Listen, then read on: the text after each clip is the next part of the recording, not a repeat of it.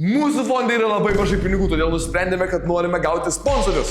Čia yra Lidl parduotuvės telefonų numeris ir kadangi mes darėme video apie jų vištieną, paprašysime, kad jie galėtų mus sponsorinti.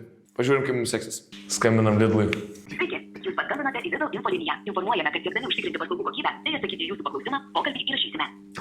Mes irgi įrašysime. Jūsų asmens duomenų apsauga. Labą dieną. Mes skambinam, nes norėtume pasiklausti, kokiu numeriu reikėtų bandyti susisiekti su Lidl, jeigu mes norim, kad jie sponsorintų mūsų video. Tai kreipkitės tada į mus, parašydami laiškutį ir tuomet gausite atsakymą. Supratau, tai žodžiu, elektroniniu paštu tada reikėtų kreiptis. Jo, galite parašyti infolinija, vienas žodis, infolinija, @lidl.lt. Supratau. Gerai, labai dėkoju Jums. Prašom, iki laimingai. Visą gerą. Gerai, tai gavom e-mailą infolinija@lidl.lt, juo galėsim parašyti Lidlui, ar jis sutinka mus sponsorinti.